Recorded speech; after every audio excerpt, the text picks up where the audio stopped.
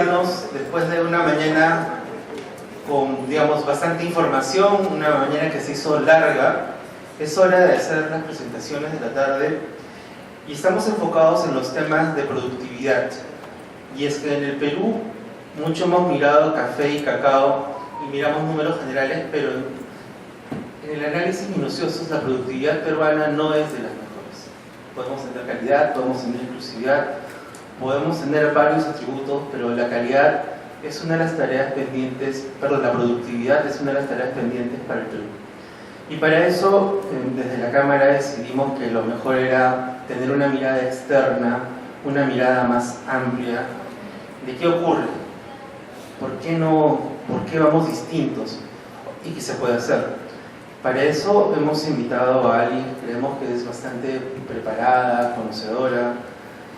Aline Turati no solamente trabaja en Viñalense, que es una empresa especializada, sino que también es hija de agricultores, es una persona que por toda la región de alguna manera le toma el pulso al café desde los mercados, desde el campo, y nos parece importante que alguien que tenga esa visión doble, un caficultor pero que además recorre y que tiene de alguna manera el respaldo de la preparación, nos diga cómo van estos procesos y de alguna manera con Tony Garbe, que va a ser el comentarista, ver qué se puede o qué le toca al Perú hacer en este contexto. Pido un aplauso para Aline Turati de Viñalense. Primero agradezco a Cámara, a Tony y a David por la invitación de venir acá, estar con ustedes. Es un placer estar aquí siempre y poder compartir un poco de nuestra experiencia y recorriendo diversos países. Principalmente soy dedicada a recorrer países de Latinoamérica y además de la experiencia que tenemos en Brasil. Mi familia es una familia de caficultores, entonces también tenemos ahí la experiencia de campo para poder compartir con ustedes. Hoy voy a traer un poco de la información acerca de la productividad y los procesos en América. La agenda de hoy, en primer momento voy a hablar de los principales países productores, dar un overview acerca de cómo estamos de producción, comparando algunos de los principales productores de café a nivel mundial, cómo estamos ahí. Yo he buscado datos estatísticos que tenemos ahí disponibles en el mercado. Vamos a hablar un poquito cómo se componen ahí los factores que impactan la productividad, cuáles son los retos para el incremento de la productividad y cómo los procesos son aliados en este tema, en la producción, cómo podemos tener los procesos como aliados en el tema de producción. Entonces, empezando acá con datos de productividad, si miramos aquí, vamos mirando Brasil y Vietnam, son los dos principales países productores. Entonces, Brasil es el productor más grande del mundo, después seguido por Vietnam, y Brasil está con una producción ahí promedia de 31 sacas por hectárea, y Vietnam, por ser predominantemente productor de robustas, es natural que tenga ahí la productividad más grande de todos los países productores. Mirando otros datos de Colombia, que está como tercer productor ahí, Indonesia también, que tiene una participación importante, después Perú, todos están ahí en línea de 13 a 10 sacos por hectáreas de productividad. Y eso puede variar ahí según cada país, y vamos a mirar lo que determina esta productividad, porque en cada país tenemos una productividad distinta y a veces algunos varietales son iguales o no en determinados países, lo que va a determinar esta productividad en cada país. Entonces, mirando de manera general, yo he traído acá los principales grupos de factores que impactan y afectan directamente la productividad. Entonces yo separé en tres grandes grupos. Entonces el primero son el grupo climático y geográfico. Adentro de él tiene precipitación, temperatura, humedad, viento, altitud y latitud. En las próximas diapositivas voy a hablar más en detalle de cada grupo. Enseguida tenemos el factor suelo, y adentro de él viene la fertilidad, composición de materia orgánica, topografía, factores de manejo, ahí entra drenaje, arado y otros. Y el tercer grande grupo, el cultivo. Ahí entra genética, varietal, densidad de siembra, geometría de la forma de sembrar, nutrición, plagas, enfermedades y eficiencia de cosecha. Si vamos a mirar los estudios e investigaciones, vamos a notar que tenemos ahí más de 50 factores que se pueden afectar de maneras distintas la productividad. Cuando miramos para los factores climáticos y geográficos, nosotros nos preguntamos cómo que vamos a sembrar, con sombra, sin sombra, sombra versus productividad versus calidad. Entonces miramos y evaluamos, algunos dicen, no, porque con sombra voy a tener una condición, una calidad mejor. Otros ya dicen, no, voy a sembrar sin sombra porque quiero tener una productividad mejor. Entonces hay que hacer un balance de las condiciones. Entonces evaluar el local a donde se va a sembrar y chequear si de verdad cuáles son los periodos secos, cuáles son los periodos de lluvia. Entonces eso va a determinar si yo debo o no hacer sombrío.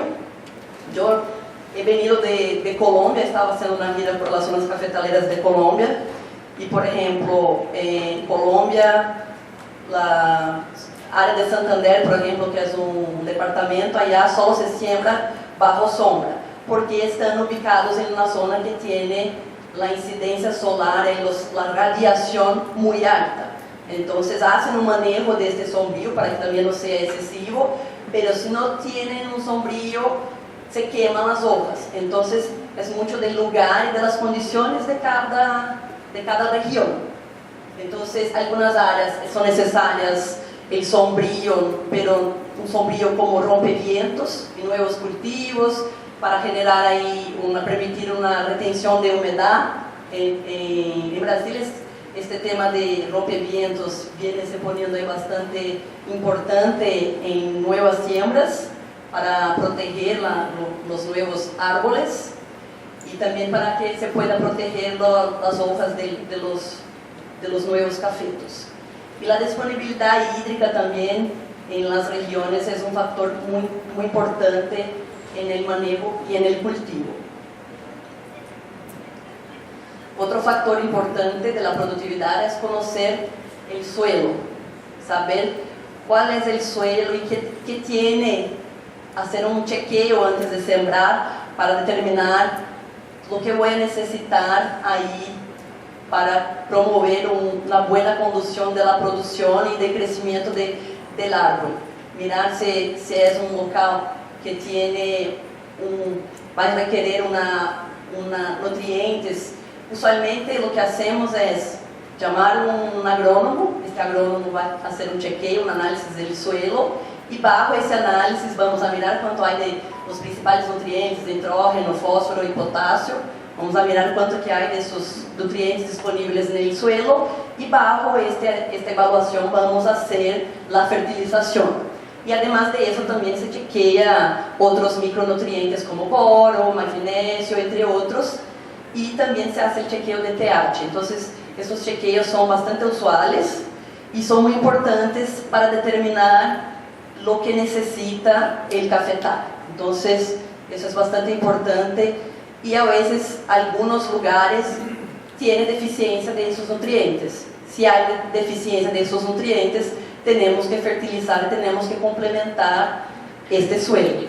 Si no, va a generar ahí un impacto en la producción después. Y el planeamiento pre-siembra, que es el cultivo. Ahí ya va a entrar el tema de tenemos que hacer diversas preguntas, principalmente en términos genéticos. ¿A dónde voy a sembrar? ¿Cómo es el ciclo de seca, de lluvias? ¿Cómo es la composición del suelo? ¿Qué tipos de plagas y enfermedades hay en aquel país? Entonces, enfocarse en un varietal que sean resistentes a determinadas plagas y enfermedades y cómo será la forma de manejo y cosecha. El tema de forma de manejo y cosecha Si yo voy a hacer la cosecha manual, si el varietal es un varietal muy alto, me va a generar problemas. Entonces, si es una cosecha mecánica, un varietal más alto me permite hacer una cosecha tranquila. Entonces, varias cuestiones son importantes al momento de sembrar. Y si voy a tener pasillos más anchos, si voy a hacer una densidad más mayor de siembra, entonces la cosecha, el manejo va a ser determinado por esas decisiones. Más adelante vamos a mirar cómo hacemos esto en Brasil. Yo he traído el caso de Brasil para enseñarles cómo hacemos ahí en Brasil, ese tema de sembrío. Y en resumen, los factores controlables y no controlables deben actuar en armonía. Entonces todos, lo que miramos ahora, todos estos macrofactores impactan la productividad y depende de cada, y varía y va a variar según cada país. Entonces en Brasil va a ser de una manera, en Perú va a ser de otra, en Colombia. Entonces cada país va a tener sus especificidades y debemos tratarlas como tal. Entonces mirar las debilidades de cada lugar, de cada país y ajustar según las necesidades de cada región. Entonces el reto del cafeicultor es identificar cuáles son los factores limitantes de cada país, de cada región productora y reducir la influencia de esos factores para que se pueda manejar de manera adecuada. ¿Por qué es tan difícil un cafeicultor lograr conducir sus cultivos en un equilibrio que genere más productividad? Hoy miramos que hay un problema bastante complejo, principalmente para los pequeños productores, problemas con los precios y un tema de viabilidad económico-financiera. Los precios impactan en los cafeicultores cuando van a producir. Se hace un café, por ejemplo, comercial, para que puedan mantenerse y tener un balance entre costos y rentabilidad, tiene que producir más, porque los cafés comerciales tienen un precio más bajo. Entonces, ahí tiene que más todavía enfocarse en la productividad de sus plantas. Por otro lado, para que se pueda ser más productivo, hay que invertir. Y cuando este cafeicultor va a invertir, va a recurrir a un banco o algún método de financiación, muchos de estos cafeicultores son frenados porque muchos de los pequeños no tienen la propiedad de la tierra, no tienen el documento de la tierra, de propiedad de la tierra, y no logran acceder al crédito. Y cuando no logran acceder al crédito, dejan de fertilizar porque no tienen condiciones de crédito para comprar el fertilizante, y eso se pone en un círculo vicioso, y por eso que en muchas regiones la producción es baja, no porque la región no sea adecuada, sino porque el cafeicultor no logra hacer el manejo adecuado de su producción. Y costo de producción. Muy pocos cafeicultores saben cuál es el costo real de su producción. Muchos no tienen idea de cuánto es el costo para producir su café. Y cuando no se sabe cuál es el costo, no se sabe si el valor por lo cual está vendiendo está pagando o no sus costos. Acá hace una relación bastante importante con lo que escuchamos por la mañana del acceso al cooperativismo, alianzas, a órganos que apoyan al cafeicultor a promover acceso a líneas de crédito, a promover al cafeicultor a comprar fertilizantes en conjunto. El tema asociativo acá es muy importante y ayuda a promover y tener acceso a esos cafeicultores que tienen más dificultad de tener esos tipos de acceso. ¿Cómo funciona en Brasil todos estos factores? Porque ustedes saben y escuchan mucho hablar de Brasil, somos ahí el país donde más se produce café, y Brasil a lo largo de los años tuvo que adaptarse a las condiciones para ponerse viable económicamente. Entonces, el tema de mecanización y todo, no es solo por un tema de tamaño, sino también por un tema de viabilidad económico-financiera. Como David ha dicho antes, yo soy de familia de caficultores, ya soy la cuarta generación. Entonces, si no mecanizamos, no somos viables. Entonces, las prácticas agrícolas en Brasil son muy importantes. Entonces, el caficultor siempre está atento a los nuevos varietales. Por ejemplo, cuando hubo la sequía, después vino la helada, en este momento los institutos de investigación en Brasil ya estaban estudiando y se dedicaron más todavía a estudiar el tema de varietales con raíces más profundas, más resistentes a sequía, y en este momento después, ya luego enseguida ya salió un nuevo varietal. Incluso este año creo que va a ser el primer año de cosecha del varietal Arara, que es un varietal que nació en este periodo de investigación post-secas. Entonces, eso está en constante estudios. Muchos países, no solo Brasil, tienen institutos donde están siempre investigando nuevos varietales y con este enfoque de adaptarse a las nuevas condiciones climáticas. También siempre mirando forma de sembrar. En Brasil ya sembramos mirando la mecanización, entonces más árboles en el pasillo, pero con calles anchas, para que se pueda pasar máquinas o para que tenga espacio de hacer un buen manejo. Fertilización también es prioritario, no dejamos de hacer la fertilización. El año que los fertilizantes estaban muy costosos, por supuesto, hubieron algunos caficultores que dejaron de hacer la fertilización y eso impactó en producción y calidad.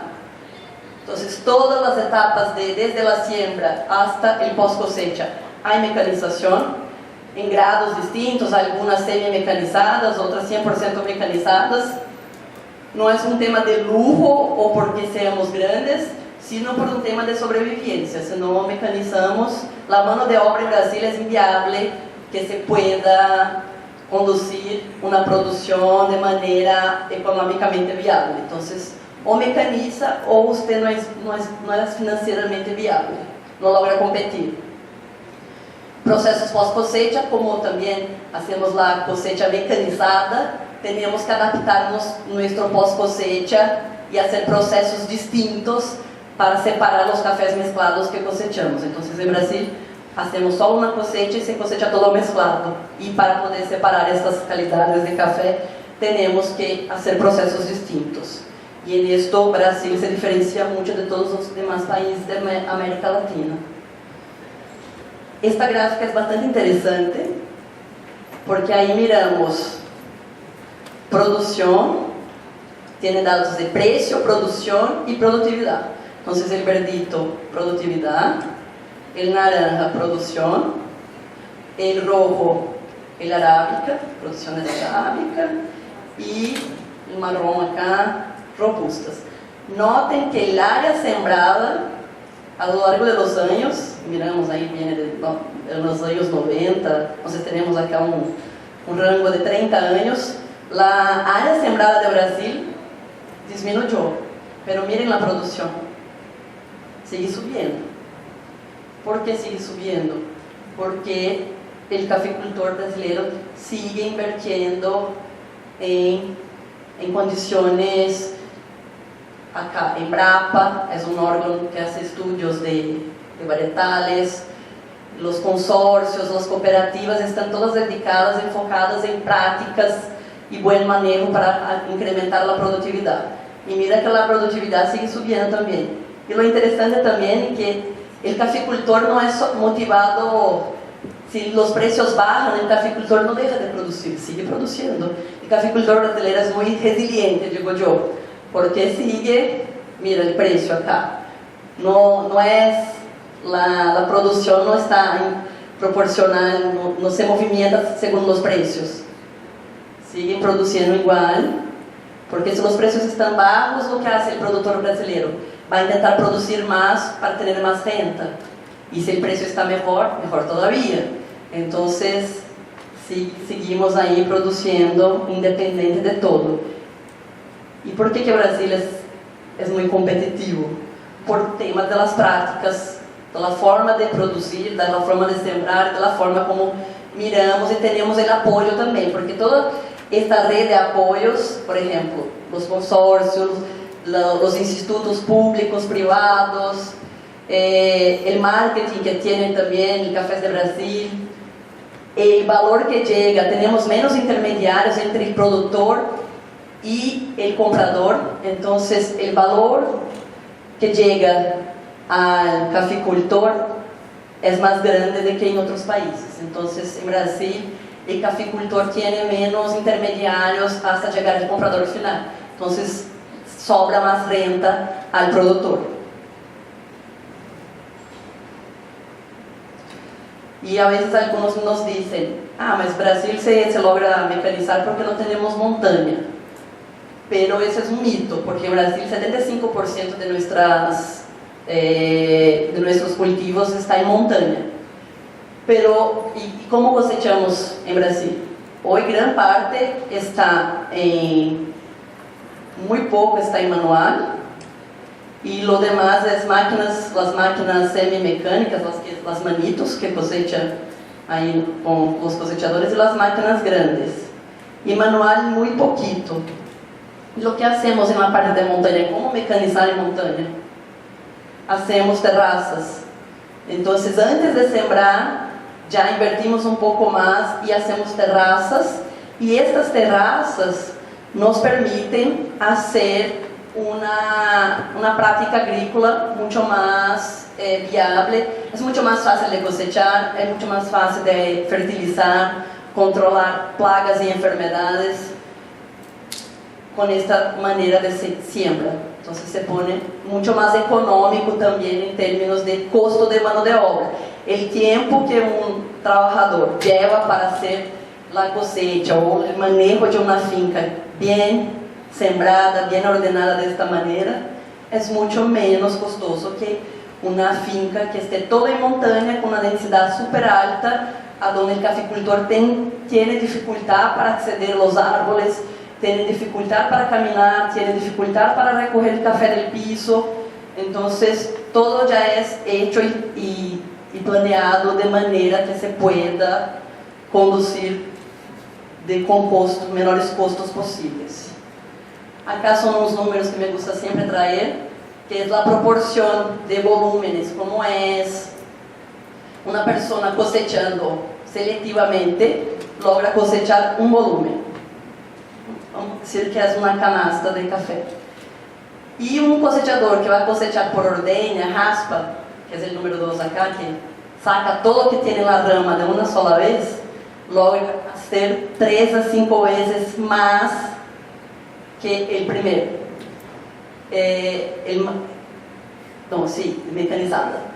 O manual, isto só raspa e não tem mecanização. O terceiro já é esse de acá que tem as manitos, a cosechadora de dedos, que decimos nosotros. Este já logra cosechar 20 volúmenes, como 20 canastillas de café. E la grande, la automotriz ou ralada por trator, a 100% mecanizada, 500 volúmenes. Então, imagínate o custo de cosecha, mirando uma cosecha seletiva versus, não necessitamos saltar de uma para a 4, só saltando de uma para a 2, o ganho é muito alto. Aí as pessoas nos perguntam: mas vai dañar a calidade, vão cosechar pintones verdes? Sim, vai cosechar algumas coisas mescladas, pero aí é importante estar atento aos processos e processar esses cafés de maneiras distintas e aproveitar todo. Muitos creem que os verdes são basura ou não aproveitam. Todos os tipos de café são aproveitados. Em Brasil, como cosechamos mesclados e hacemos o processamento todo por aparte, logramos ter lavados, logramos ter desculpados naturales, de natural, e fazer também os desculpados ranes. Hacemos verdes e desculpamos verdes e sobremaduros. Hacemos naturales em todas as partes. E há hoje em dia diversas formas de fermentação. Fermentação em cereza, fermentação em pergamino, diversas formas. E porque conduzimos e processamos de maneira distintas estes grados de maturação del café distintos, porque cada forma de procesar vamos a tener una taza distinta. Un verde despulpado va a tener una taza mucho mejor que hacer un verde natural. Entonces logramos jugar con los procesos para sacar lo mejor de cada calidad o de cada grano. Y en Brasil tenemos naturales, jones y lavados. Y esos después los cafés especiales, diferenciales y comerciales. Y en Brasil tostados, se consume tostados molidos, solubles. Hoy en Brasil exportamos casi que la producción, más o menos 12 millones de sacos entre diferenciados y especiales. Entonces prácticamente Brasil exporta casi que la producción de Colombia entera de diferenciados y especiales. Entonces Brasil sí hace también especiales y diferenciados, además de los comerciales que todos nosotros sabemos. ¿Y cómo procesamos esos cafés? Entonces tenemos que adecuarnos al procesamiento para poder sacar lo mejor. Entonces las cerezas vienen todas mezcladas. Entonces la primera etapa hacemos una selección mecánica de las impurezas, separamos lo que son cerezas sobremaduras y secas, separamos cerezas, pintones y verdes. Después, enfocando en la sostenibilidad, tratando de hacer un despulpado con bajo uso de agua. En Brasil, gran mayoría que despulpa no fermenta, si fermenta, fermenta en seco. Saltamos la etapa de lavado, entonces pronto se desmucilagina mecánicamente, ya llevamos a secar. O se fermenta en seco también, después ya se lleva a secar. Entonces los subproductos, por ejemplo, la pulpa, la cáscara del proceso de beneficio húmedo, se queda en la finca y lo hacemos mezclas con abonos orgánicos y eso después regresa para los cultivos. Entonces eso se transforma en fertilizante después. Entonces hay el manejo de eso también.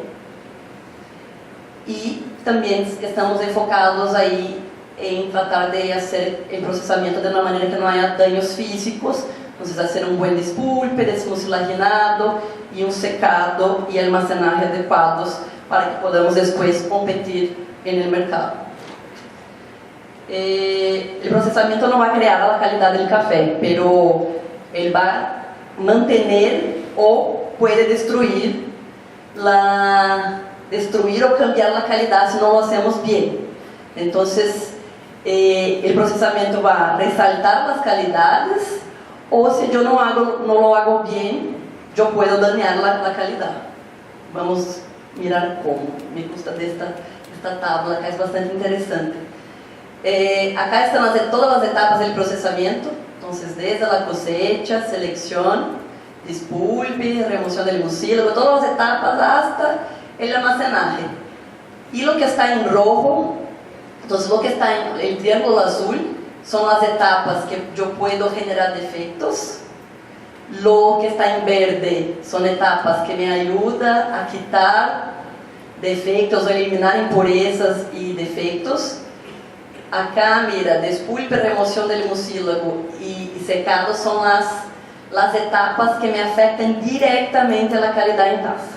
Si yo hago mal estas tres etapas, esto ya no adelantó nada, hacer la siembra, el cultivo, manejo todo bien y producir un montón. Y si yo esta etapa lo hago mal, yo voy a reducir acá mi valor de venta porque la taza va a estar afectada. Entonces todas las etapas tienen su importancia, pero estas tres son cruciales, son muy importantes porque afectan directamente la taza. Y después acá los que también pueden generar defectos, hacer un mal almacenaje, almacenar con grado de humedad equivocado, la tría, hacer tría con calentamiento, también se genera la tría y pulimiento, acá se genera defectos. Y las demás etapas son etapas que buscan separar los defectos para la venta. Entonces, bastante importante, acá las características del café y los defectos que se generan. Entonces es un resumen bastante interesante porque a veces uno cree que la calidad se puede crear y no se puede, ya viene del árbol. nosotros seres humanos que destruimos la calidad a los procesos. Que se queden tranquilos que yo no voy a pasar por todos esos flujos. Eso acá es solo para dar un ejemplo de cuán complejo y cuántas posibilidades hay en el procesamiento, en la etapa de beneficio húmedo. Entonces, cuando uno cosecha mezclado, usted puede pasar por diversas etapas y tratar su café de maneras distintas. Entonces, un lote mezclado con pintones, verdes, sobremaduros y secos, yo puedo tener un natural de sobremaduros, secos y verdes. Yo puedo tener un lavado de segundas hecho de verdes y sobremaduros. Puedo tener un lavado de primeras y puedo tener un natural de cerezas maduras. Y puedo seguir diversos caminos. Todos estos verditos son equipos. Tenemos que utilizar máquinas para hacer esas separaciones y todas estas etapas. Entonces, mira cuántas posibilidades que hay. Y cada tipo de café acá abajo, cada proceso hecho, si usted cata este café, va a notar que es un mismo lote de café, pero los grados de maturación y las decisiones de proceso que yo tomé me llevan a una taza distinta al final. Entonces, para cada tipo de proceso voy a tener un mercado distinto. Acá enseñando un poquito de los equipos. Entonces, tenemos equipos ahí en el mercado que pueden separar los verdes, pintones y las cerezas maduras. Sistemas de secado. Hay una infinidad de sistemas de secado. El caficultor hay que elegir las condiciones y las limitaciones del local que tiene. Entonces, si tiene sol, puede hacer un presecado en patio, después terminar de secar en guardiolas o en camas africanas. Entonces, el caficultor hay que tomar muchas decisiones en cada etapa del proceso. Entonces, en Brasil lo que hacemos mucho es mezclar secado en patio y terminar en rotativas para uniformizar el secado. Entonces, se puede mezclar tecnologías modernas con tradicionales y funciona muy bien. La modernidad y las tecnologías usamos con modo de control de secado, temperatura, porque cuando uno hace un secado en patio, con las altas temperaturas hoy que estamos viviendo, uno no sabe cuánto que va a estar la temperatura, se puede pasar de los 36, 40 grados en el patio. Entonces esto va a dañar la calidad del café. Acá solo un ejemplo de las condiciones de los cafés. Acá cuando decimos pergamino de segundas, puede ser un verde despulpado. Cuando los grupos de pasantía nos visitan en Brasil, nos gusta poner tazas de procesamientos distintos para que caten a las ciegas. Las gentes nunca creen que un verde despulpado es un verde, porque creen que el verde va a ser muy adstringente, pero cuando yo hago un buen procesamiento de este verde, de este pintón, yo saco una buena taza. Y esos verdes también son muy utilizados para hacer los blends, las mezclas, y tiene ahí una aceptación bastante importante en el mercado. Y después, que ya tengo el café ya todo procesado y secado, tenemos después ahí los equipos para hacer el buen procesamiento. Hoy el mercado ya tiene equipos con la misma tecnología de las plantas grandes para equipos pequeños. El tema de asociatividad y cooperativismo permite a los pequeños acceder a la tecnología y tener sus plantas de procesamiento. Y también tener equipamientos adecuados a procesar los lotes pequeños, porque un lote pequeño siendo procesado en una planta grande se va a perder calidad, se va a mezclar con otros cafés y a veces hasta dañar la calidad. Entonces hay que buscar la condición adecuada de procesamiento y de tría, porque a veces uno hace todo bien y cuando llega a la etapa de triar, lo tría en una tría caliente, o va a una triadora donde se mezcla cafés con otros lotes y ahí ya se fue todo el labor, todos los trabajos que fueron hechos antes. Entonces es importante ahí también tener en cuenta la última etapa del proceso. Y para terminar, el mensaje que les dejo es que el caficultor es muy resiliente. Entonces, por lo más que haya los cambios climáticos, y todos los cambios que hemos venido ahí vivenciando, el caficultor sigue resiliente, adaptándose a las nuevas condiciones y debe siempre estar atento a las oportunidades, porque en Brasil el hecho de cosechar mezclado no se puso una limitación para nosotros, sino como una oportunidad de hacer distintos tipos de proceso y ofertar al mercado distintos tipos de calidades de procesos, de tazas distintas de café. Entonces un comprador cuando va a Brasil hoy logra tener todos los tipos de tazas que ustedes pueden imaginar, combinando con procesamiento y regiones y varietales distintos. Entonces es un tema de mirar cómo es el tema de consumo, los orígenes, los varietales, procesos, tecnología. Y para concluir, en Brasil también consumimos mucho café. Entonces, de las 60 millones y pico de bolsas de café que producimos al año, de millones de bolsas, 21 millones se queda en el consumo interno. Entonces consumimos bastante café. Desde niños consumimos café con leche y el niño crece ya le gustando de tomar café. Entonces tomamos mucho café. Y ese es el mensaje, y el mercado es muy dinámico, tenemos que estar ahí atentos. Entonces acá una foto de cafeterías que ya tienen sus propias tostadoras, los nuevos varietales, nuevas formas de sembrar, nuevas formas de cosechar. Entonces, todos esos labores de la cadena han que estar atentos a las nuevas formas de producir y buscar más productividad. Con más productividad vamos a tener más rentabilidad. Muchas gracias. Y bueno, como dijo bien, hay varios factores que intervienen, pero también hay varias opciones para poderlo manejar. Tony, para que haga los comentarios. Te doy el cuaderno de preguntas. Gracias, Aline, por la presentación. Cuando empezamos a armar la convención, nos hacíamos la pregunta cuáles podían ser los temas para tratar. Y llegamos a la conclusión de que la gran pregunta era ¿dónde estamos y cómo estamos como país? ¿Por qué? Porque si comenzamos a recibir o revisar datos estadísticos y convenciones pasadas, nos dimos cuenta que hace como, ¿qué puede ser? 20 años atrás, en una convención, también vimos que la proyección que tenía de producción el país era crecer a 7, 8 millones de sacos de producción. 20 años después, seguimos produciendo lo mismo, entre 3.8 y 4.2 millones de sacos. ¿Qué pasó?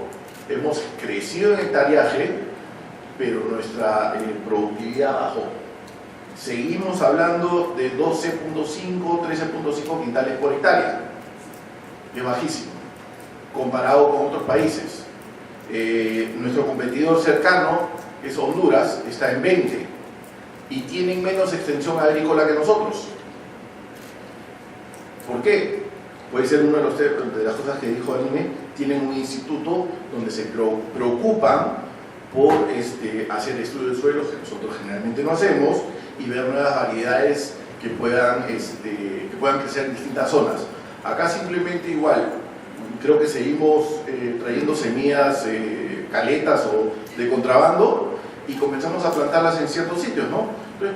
Nos pasó con el Gran Colombia hace años. Gran Colombia es la gran novedad. Comenzamos a sembrar Gran Colombia en un montón de sitios, produjo más, pero bajó la calidad de taza.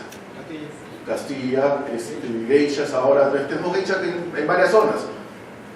Pero si no hacemos un correcto análisis de suelo, no sabemos, nuestro resultado va a ser que no necesariamente el geisha va a ser bueno, digamos, en Jaén, comparado con Quillabamba. El otro punto de productividad es educar al productor. Hay un punto que para mí es importantísimo en lo que dijo Aline, el costo de producción. Y yo siempre menciono el costo de producción en las zonas de Perú y no tienen ni idea de lo que es el costo de producción. Hace unos años atrás yo visitaba una finca en Cusco y la productora me dice, ingeniero, pues en el café todos somos ingenieros, ¿no? Ingeniero, ¿cómo hago para producir más? Tengo una hectárea más allá donde puedo producir. Yo veo a la señora, y le digo, señora, yo mido 1,85 m, perdón, 81, estiro mi brazo y no llego a las cerezas que están ahí arriba. El árbol debe tener pues 2 metros, 2,5 metros, yo no llegaba. Le digo, señor, usted debe medir 1,55 m, una cosa así, menos allá.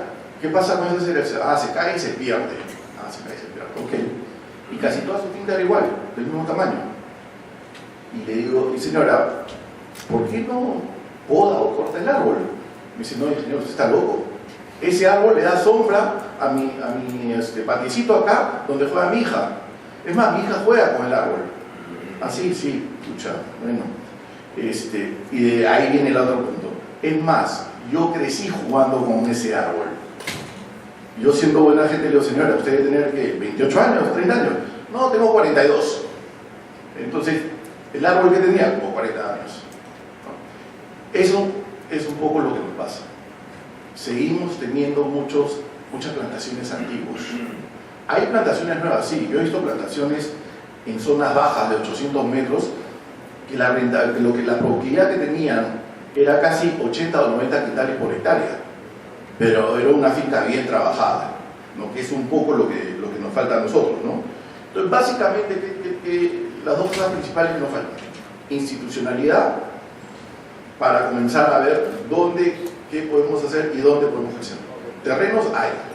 Entonces, si vamos nosotros de una producción promedio de 13.5 quintales por hectárea y simplemente la subimos a 20, bajamos los costos de producción. El productor va a recibir más, pero nuestro trabajo es enseñarle al productor a hacer eso, a buscar más la rentabilidad, a buscar la productividad. Y si le damos ejemplos en dinero, el productor va a entender, ¿no? Pero básicamente ese es lo que mi aporte en esto.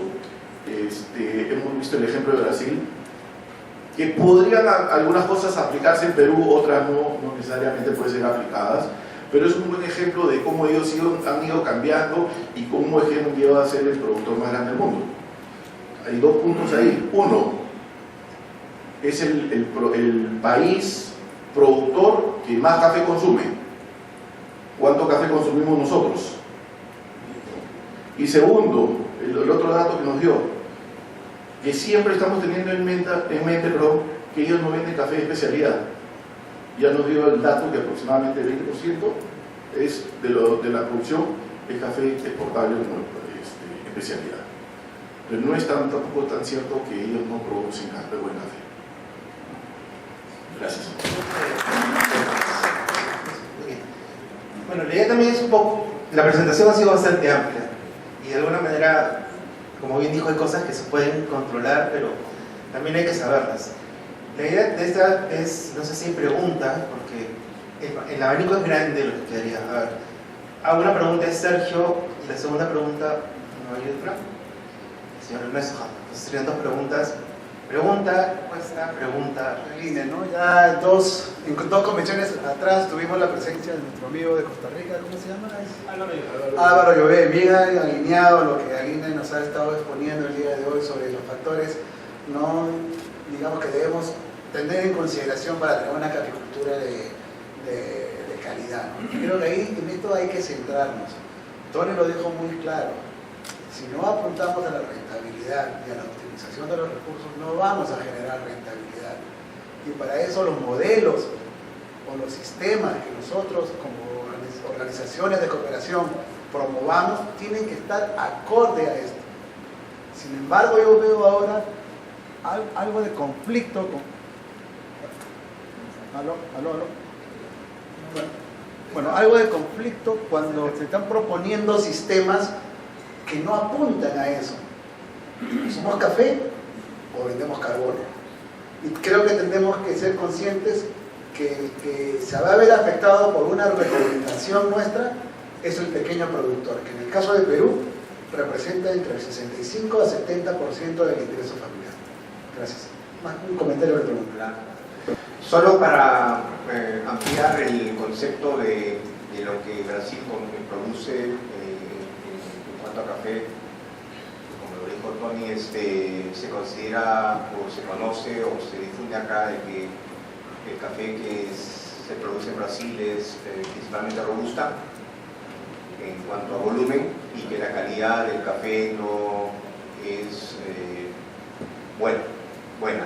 Entonces, ¿podrías de repente, Aline, para que pueda el público tener conocimiento, cuánto es el volumen de producción del café robusta y cuánto es el volumen de producción, puede ser en sacos o en porcentaje, el café arábico y dónde están ubicados? Porque entiendo que las zonas geográficas de robusta están un poquito más hacia el norte. Lo que Ernesto ha complementado, muchas charlas mías yo trago una pantalla con esto porque todos que llegan a Brasil de cualquier país me preguntan ¿a dónde están los robustas? Yo digo, no hay. Siempre creen que Brasil es la gran producción de robustas, pero no, esto es mito.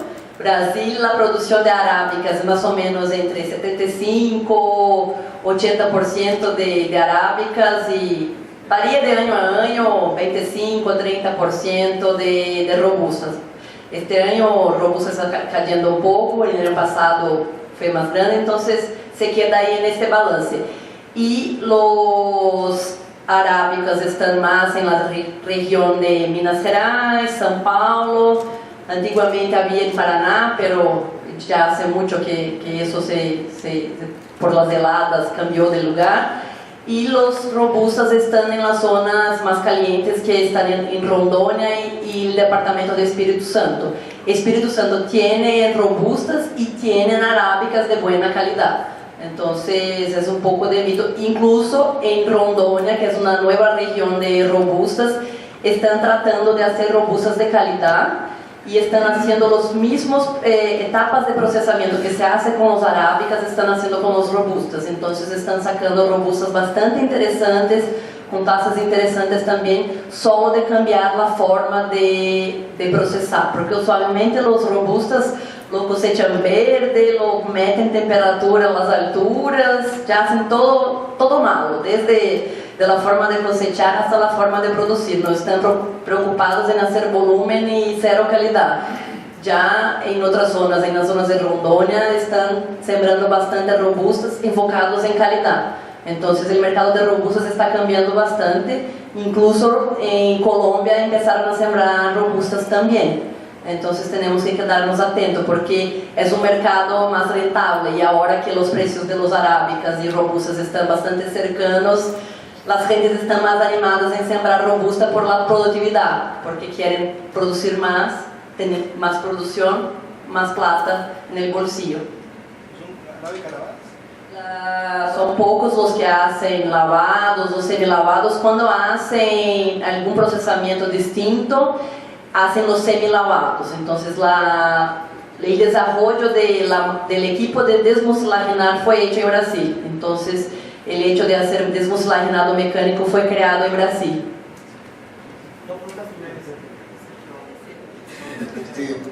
Sergio acaba de hacer una pregunta interesante y provocadora. ¿Vendemos café o vendemos bonos de carbono? Interesante para discutirlo.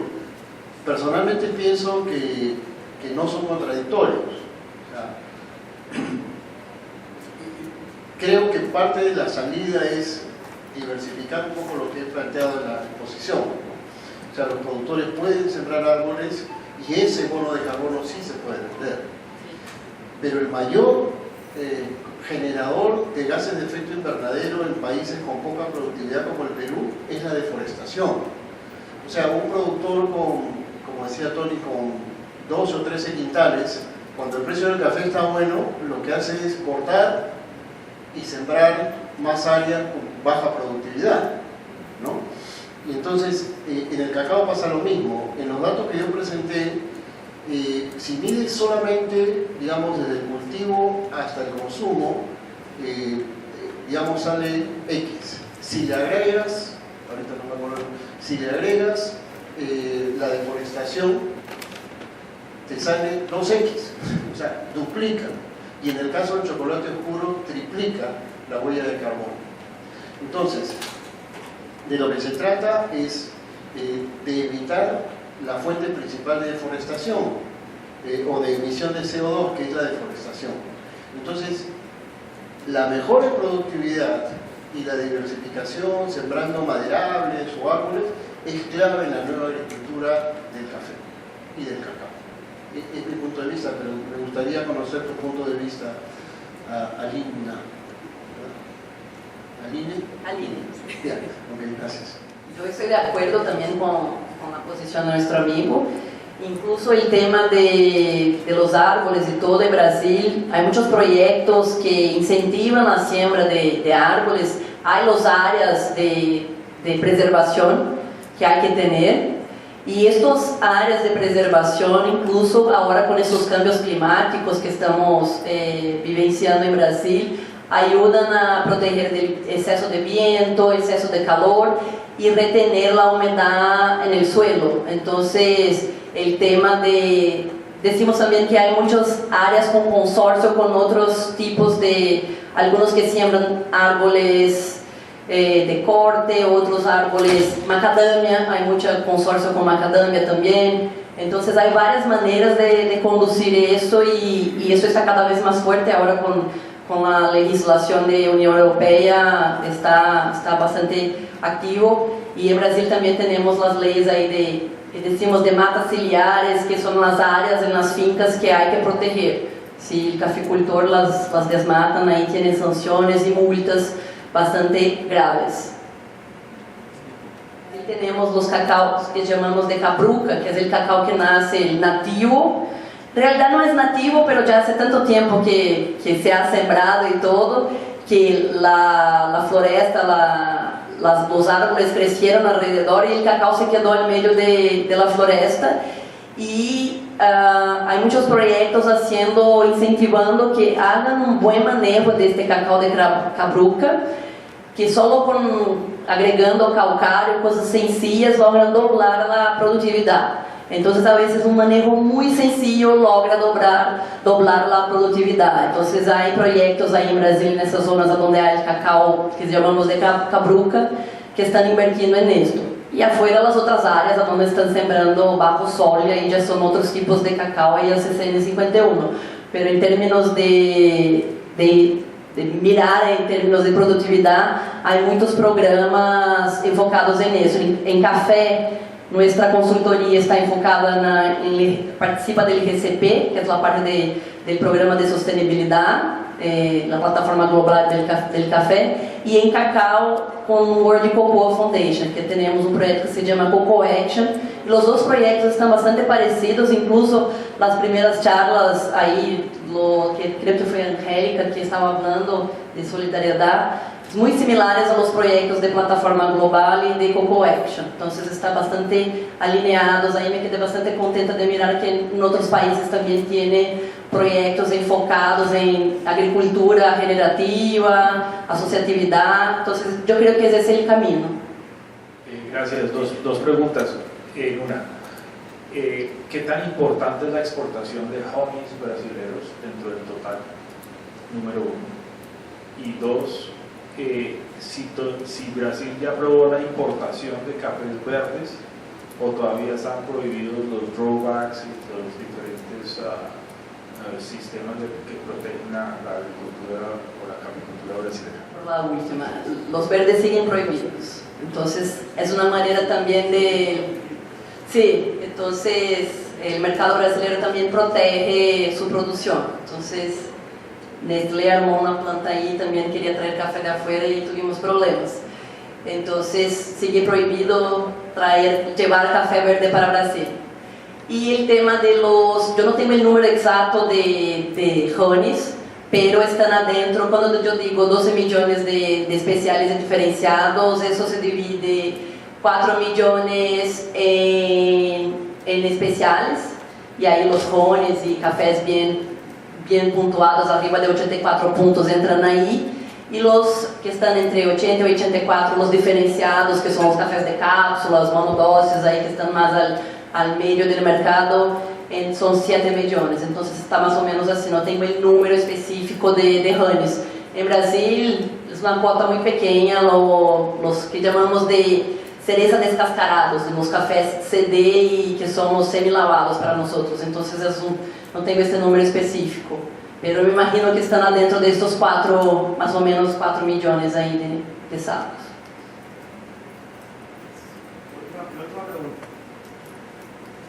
Buenas tardes, mi nombre es Elmer Alcántara Cornet de Delicias y Café. Si bien tengo entendido que de una u otra manera todo lo que estamos acá estamos de alguna manera viendo de qué parte del eslabón económico de la industria vamos a tomar en consideración, mi pregunta va más por el consumo local. Veo que hablaron muchísimo de la producción y el medio ambiente, entre otras cosas, entendiendo que en el Perú somos uno de los países que menos consumimos comparado, por ejemplo, con el per cápita de Brasil. Según una información, 6 kilos en Brasil y nosotros no llegamos a kilo.